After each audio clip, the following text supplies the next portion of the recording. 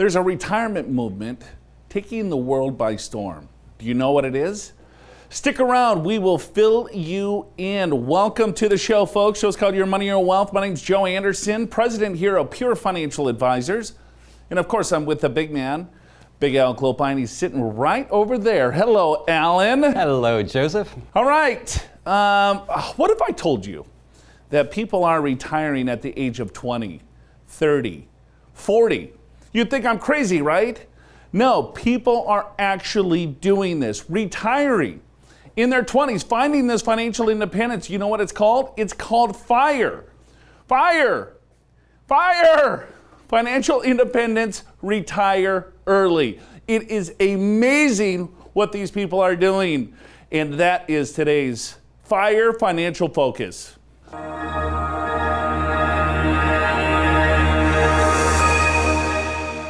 Let's say you're just out of college and you're like, you know what? I don't want to work the 9 to 5. I want to make sure that I have this financial independence. People, like I said, are retiring at 20 and 30 years old. But then it's like, well, why are they doing this? Why did this movement come about? Well, 69% of them, when they were surveyed, they said, you know what? It's not like I want to leave my 9 to 5 job. I want to make sure that I have this financial security. 69, or have the freedom to do whatever that they want. Right? There is a massive shift in change with our youth. Is like, you know what? I'm not going to do the same things that my parents and grandparents did. The retirement at age 65 is over. I want to take control of my life. I want to have the freedom to do what I want. And that is the FIRE movement. To break it down, let's bring in the big man, Big Al Clopine.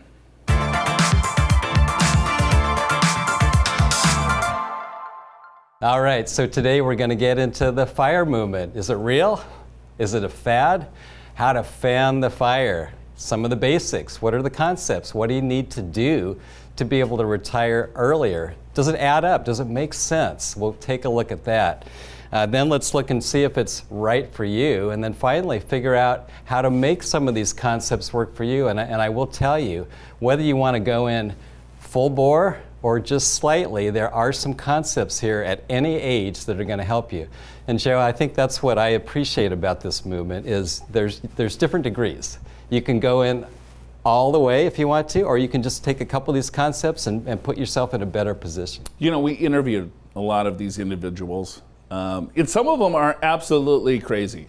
Yes, I agree. You know? I mean, we've talked to people that are saving 90% of their income. 90% of their income, living in a basement of, you know, of their parents. Of their parents, or in a van down by the river. Yeah, right. You know, because they're so hungry to make sure that they can, you know, they're living in complete shambles to make sure that they can find their freedom. And I can't say that's for everybody. Yeah. In fact, probably very few. Probably almost not even 1%. But let's take a look. A lot of this stuff is common sense, but it's the motivation that these people have to make sure that they can accomplish it. That's just with any goal that you have. You know, looking at the basics, we get this, right? Spend less. If you spend a little bit less than what you make and you could save a little bit more, guess what? You're going to find that financial independence. But you have to be motivated to make sure that you can do this. Increase your income. A lot of ways to increase your income. Right? Not necessarily maybe with the 9 to 5 job that you have, but maybe find a side hustle. Do something on the weekends or things of that nature to increase this a little bit. If you get raises, improve your skill sets, save those raises, save those bonuses, and then trying to get this savings rate higher. I think, Al, what's the average savings rate that we're seeing with people? Yeah, right now, Joe, it's probably about 5 or 6%, and it was negative for a while. Look at you. Blew that up. Very good. 30 to 70% is what these people are doing. 30 to 70% of their take-home pay. So talk about a goal. Take a look at what you're currently saving right now. I'm guessing if you're not retired, it could be 5%, maybe 10%. And Grant Sabatier said, you know what, the best way to try to get this is maybe save 1% extra a month. Yeah, 1% a month. And he got up to 85%. And so that's a person that took this all the way and was able to retire in a pretty early fashion. So let's go over the basic mathematics and how to do this. So the first thing you do is you start with your expenses. Take a look at what you're spending right now. And if you're retiring before age 65, like a lot of younger people want to do, you're going to have to add health care, because if you have health care healthcare added, is paid for by your employer, and if you're no longer working, you're going to have to pay for that. So your expenses plus healthcare. So that's one factor. The other factor is, what's your take-home pay? You know, you may be making $50,000 a year, $100,000 a year, but that's not what you're receiving. You might have money going into 401k, or you might have obviously have taxes, so your net take-home pay. And then you just take a look at an example, Joe, and I think you know it's kind of neat the way that they do this. Yeah, let's say if my take-home pay, what my paycheck is $90,000. Start taking a look at your expenses. In this example, let's say the expenses are $40,000 and they can save everything else at 50 grand. All right, now your savings rate is 56% of your take home. And if I'm spending only $40,000, 14.2 years is my financial independence day. 14.2 years. So if I go back here, $90,000 is my take-home pay, $40,000 is my expenses. You go to the chart, and I'll tell you, if I could save this, right, with simple assumptions here, is that my financial independence day is in 14 years. If I could save a little bit more, it's going to be 13 years, 12 years, 10 years, and so on. So Joe, it's a little bit different a way of looking at this. It's kind of the same concepts that we talk about as far as retiring, but instead of trying to figure out what age you want to retire, it's kind of the opposite. It's like, okay, what am I spending? What am I currently making? How much can I save? And how many years and months is it going to take to get there? And when you look at this chart, Joe, I mean, it can be anywhere between 5 years and 50 years, depending upon your spending and your savings. Right. I think too, Al, is that if someone has just a simple plan like this, is that, you know what, if I do this, I can accomplish the goal in this time period.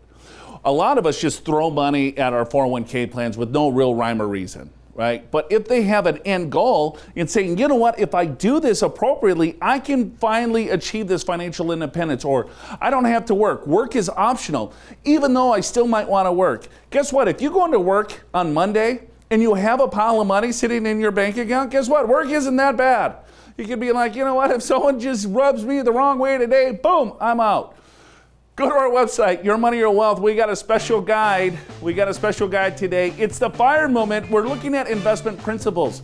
So a lot of this stuff doesn't matter if you're 10, 20, 30, 40, 50 years from retirement, right? You want to make sure that you have the guiding principles to get you there. Go to our website right now. Click on that special offer, yourmoneyyourwealth.com. We'll be back in just a second, folks. Hey, welcome back to the show. Show's called Your Money, Your Wealth. We're talking about the FIRE movement. What is that? Well, it's financial independence, retire early. FIRE, baby. Before we get more into FIRE, let's go to the true false. The only people who could benefit from the FIRE movement are individuals under age 40 with a high income. And I would say that is false. Now the movement here was started by millennials so that they could retire in their 30s and 40s. But actually these concepts can work for everybody. And Joe, that's why it's kind of fun to do this show, because anyone can improve their situation for retirement at any age. You're 63 years old, you're going to retire in 3 years. You can make your situation better by doing some of this stuff. Sure. I mean, if you have larger income, of course, you can achieve that financial independence that much earlier, because you can, you know, if I'm making $200,000 a year and if I'm able to save, you know, 60, 70% of that income and only live off of $30,000 or $40,000, right? You can accumulate a lot of wealth in a very short period of time. But here's kind of the principles, right? I don't care if you're 60 and you want to retire in 10 years, or if you have kids that want to retire or they're still living in your house. I don't know. But it's the first step is, I mean, this is simple stuff, but it's hard to do. It's like the millionaire next door, right? Low cost housing. We live in Southern California.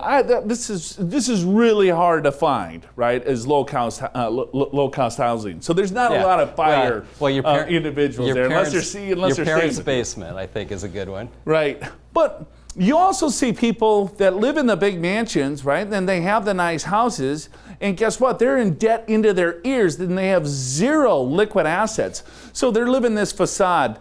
So it's just trying to find that happy medium. Buying used cars, right? Don't eat out, travel rewards. This is terrible, Al. Who wants to do any of this stuff? Well, but what's cool about this is now if you kind of follow the movement, these are some of the big ticket items that can make a big difference in your situation. So let's also look at a few more things. One would be checking your taxes, tax optimizing, making sure you're taking advantage of tax-free income to the extent you can, or you're putting money in Roth IRAs for future tax-free income. You're doing capital gain income or tax-less harvesting. That's important. Adding a side hustle, right? Trying to create some extra income in something that you enjoy doing. And then finally, the big part of this movement is investing and investing, saving, but investing in low-cost ETFs, low-cost investments. And Joe, I think that's another basic, that a lot of people invest in mutual funds that have high internal charges, not realizing it. Well, you want to control what you can control, right? And so the whole basis of this, with any type of sound retirement strategy, is looking at, okay, well, what are my expenses? Is there things that I can cut out? Is there things that I can reduce, right? Because what's more important? You don't want to forget your future self by any stretch of the imagination, but it's hard to do day to day, right? So just making sure that you understand the inflow and outflow of the cash flow that's coming in. And if there's ways to cut some of that. Then second is like, all right, well, let's get a plan together to figure out how much money that you should be saving. And then third, just do really smart things with the money. Making sure that you understand taxes, because if all of my money's sitting in a retirement account and I might not have access to those dollars if I'm in my 20s or 30s or 40s, Al, because at 59.5 is kind of the magic number. So Roth IRAs or other type of assets might be a better suited vehicle.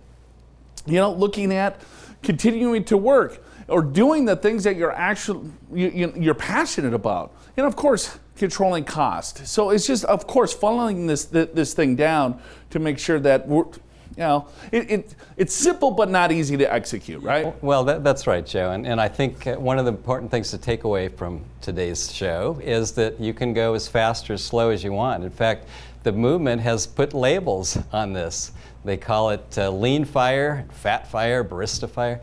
So lean fire is someone that is cutting expenses to an extreme level. And as we said, we've seen people cut expenses to that they're only spending maybe 15% of their income. So if you go that route, you can retire a lot earlier, but just realize your retirement lifestyle is going to be pretty lean because that's your budget that you're on. Fat fire is totally acceptable too. Basically, you're just making sure you get to retirement. Maybe you want to retire a couple years early, but you just do a few of these concepts, and barista is somewhere in between. Here's the problem, though, Al, is that this is a fairly new movement. Yes. Right? And it's not like, all right, well, we have a lot of history here of someone retired at 30, and then we interview them in their 70s and 80s and said, I did it, right? Because the people that retired at 30, they might have to go back to work, and a lot of them will, right? Because there's so many things that can happen. It's a phenomenal idea to say, you know what, I want to get rid of the 9 to 5 and do something that I'm passionate about and spend very little money doing it. God bless you. But for the rest of us, right, we like to spend a little bit of money. We like to have a little bit of fun. But you got to know life kind of throws curveballs, right? There's kids, there's divorce, there's bad markets, there's higher tax rates, there's all sorts of things. And your children may want to go to college. You or your parents may get sick. You need some extra money for that. So that really is one of the issues. Another important one is the fact that if you leave the workforce in your 30s, or 40s, whatever it may be, and you're out of the workforce for 5 years, 10 years, 15 years, let's say you're an engineer, something pretty specialized. How difficult is it going to be to get back in when life does change and you need the income again? And Joe, I think that's something that a lot of people don't consider. I mean, we see this, Al, too, with people 55. You know, hey, I'm gonna, they're not quite there yet, and then they'll say, I'm gonna consult. Yeah, we get that all the time. Right? And so it's like, I'm going to consult and I'll make, you know, X amount of dollars. I was like, well, do you have a consulting gig yet? No. Are you sure you're going to make that per hour? No. But it's a pipe dream because you hate your job. You want to get out of there as fast as you can. And then you're thinking, hey, in 3, 4, 5 years, you know, guess what? 3, 4, 5 years happens and that consulting job never happens. So you always want to make sure that you plan for the worst and hope for the best, not the opposite of saying, oh, well, in my strategy, I'm going to put, you know, $150,000 of income. it's not that easy to make that type of money, first of all. And second, if you're out of the workforce for any period of time, you got to be careful there. Also, you never know what the market's going to do. This is the lost decade, right, from 2000 through 2009. I know a lot of you forgot this. S&P 500 was actually down almost 10% over that 10-year time period. So let's say if you have all of your eggs in that S&P 500 type basket, you didn't make any money at all. You lost money over 10 years. And if you're taking dollars to live off of, that's where we can see you get in trouble. Go to yourmoneyyourwealth.com. Get our special guide. It will help you figure out your overall retirement strategy. Go to yourmoneyyourwealth.com. Click on that special offer this week. It will be fantastic, life-changing, almost. All right, we got to take another break. Show's called Your Money, Your Wealth. Hey, welcome back to the program. Show's called Your Money, Your Wealth. Joe Anderson and Alan Clopine. We're talking about the FIRE movement. Financial independence, retire early. Go to our website, yourmoneyyourwealth.com. Click on the special offer once again this week. It's our gift to you. If you're concerned about your retirement, if you want to use a little FIRE to get your retirement plan in action, check out our special offer this week. You won't regret it. Yourmoneyyourwealth.com. Click on that special offer. Now let's see how you did on that true-false question. Paying down consumer debt is considered an important step to achieving financial independence. Well, that is certainly true, and I think we all know this, right? Consumer debt tends to have high interest rates. Consumer debt is things like car loans, it's credit card debt, which is usually the worst, and student loans as well. It's hard to save a lot of money when you have this debt, so it's important to have at least an emergency fund, but then focus on paying off your debt, and then you'll be able to save a lot more. I don't know if I agree with that 100%, Al. You don't? Because here's what happens to people is that, all right, well, here, I got to focus on debt, I got to pay all this debt down, and all of a sudden, right, you use these years, it's called compound interest for a reason. And if you have prime years where you could be saving, right, where you're not, and you're focusing 100% on student loan debt when you can get an interest rate at 2 or 3%, yeah, I agree with credit card debt. But what happens is that if you focus so much on that, you don't save, you never get in the habit of saving. Right? Saving is so key. And then guess what? As you're paying all that debt, something else happens. You have no cash or cash reserves to help you, and you just fall into debt again. So I think it's a balance. I think you need to have a balance and a strategy. Okay, I will accept that, Joe. And in fact, I don't think I said do only pay off debt, or maybe it sounded like it, but it sounded exactly like that. I think if you're in an employer that at least has a 401k match, you certainly want to take advantage of that. So I agree, there's some balance here. But I think your focus needs to be paying off debt, and then you can save a lot more after that. I think your focus should be on your financial plan that encompasses everything. Well, let's talk, Joe, about how you can apply these concepts of the FIRE movement to your own situation at any age. So the first one is, and you've heard us say this before, don't wait, right? I mean, this is procrastination. That's the thing that most of us do. And if we can get started or improve our situation, maybe just save an extra 1 or 2% over what we're saving now, that can make a big difference. Try to reduce your expenses to the extent you can. Try to increase your income. It's just simple mathematics. The difference between your income and your expenses is what you save. And the more that you save, Joe, the quicker you can get to this retirement. Yeah, and I think more importantly too, it's just really understanding where the numbers are coming from, right? Is that here's my paycheck, right, and here's my expenses. A lot of us don't necessarily spend a lot of time really looking at our expenses. Is that, all right, well here I make this and I spend this, and at the end of the month I either run a deficit or a shortfall. Start with paying yourself first. I can't say that enough. You want to make sure that you start with yourself first and then spend everything else. If you do that, you'll be way ahead of the game. But what most people do is the opposite, is that, all right, well, let me pay my bills, let's do this, all right, we got it. All right, and then the last thing you do is you save into your retirement accounts or save into your brokerage accounts or Roth accounts or whatever. Do the opposite, try that, and then try to increase that saving by a little smidge every month or every quarter or every year. You're going to get there that much quicker. So let's switch gears here a little bit, Big Al. Let's go to Ask the Experts. I was on track to retire this year, but I'm concerned about retiring now. My retirement account balances are down, so I don't want to pull money out to live on. Can putting off retiring for a year or two make a significant impact on my overall retirement funds, or am I overthinking it? This is Marilyn in Scripps Ranch. And so I'm assuming what she's referring to is during this pandemic, the market went down. Of course, now it's up again, so maybe this question's old. But it's a good question, Joe, and I think part of the concept is by waiting a year or two, can that make a big difference in your retirement situation? Well, it sounds to me that Marilyn does not have any strategy at all, right? And this is what happens when people don't necessarily have any type of planning. I mean, I'm telling you, you can do this at home by yourself and just write down what do you want to accomplish? How much money are you spending, right? And then how much do you need from your overall portfolio? When are you going to claim Social Security? What are the tax implications? If you have that, you're going to have a lot more confidence in what you're doing. You're going to have a portfolio that's really geared to give you the income that you need in good markets and in bad markets, because you'll have a safety net there. So when markets collapse 10, 20, 30, 40%, who knows, right? You're still not going to veer. You're still not going to be like, oh my God, let me get out of the market. Because when we do that, right, Al, then that's when disaster strikes. Because when the heck do you get back in? Yeah. I mean, if you were that fearful to get out, right, it's like, oh, when do I get back? Do I get in now? Do I get in now? And then you're going to play mind games with yourself, and it's going to be a disaster. Well, and Joe, that's partly why we recommend a fully diversified, globally diversified portfolio, which includes bonds, because bonds are more stable. They're boring, right? They don't really earn much, but they keep your portfolio somewhat in check. And so you got stocks and bonds. Bonds go up fast. I mean, stocks go up faster than bonds, right?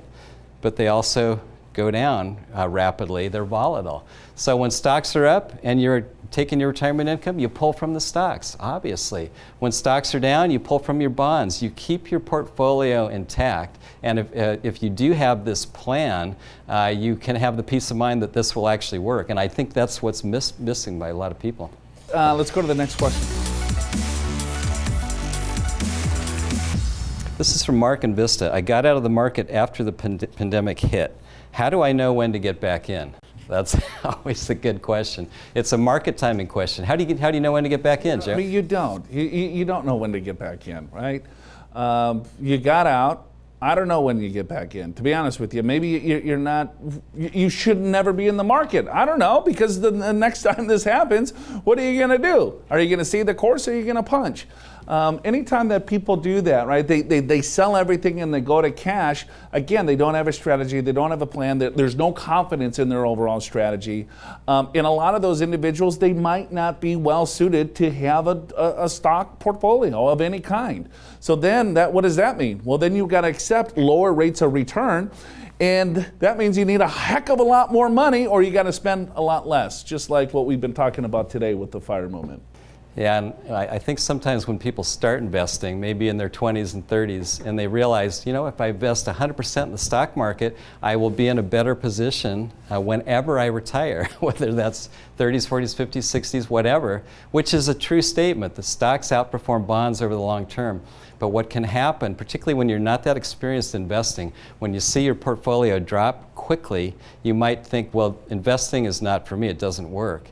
And a lot of times people then never get back in. It's much better just to have a balanced, globally diversified portfolio, something that you can stick with, because that's what's going to help you succeed. Hey, so we talked about FIRE today. Is it a fad or is it real?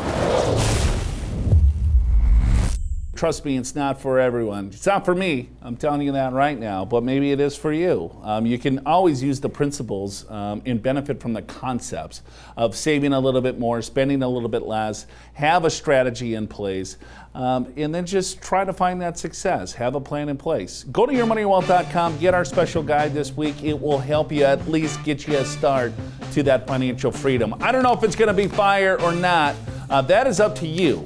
But at least you can use it as a guide to at least point you in the right direction. So hopefully you enjoyed the show. For Big Al Clopine, I'm Joe Anderson. Have a wonderful weekend, everyone. We'll see you next week.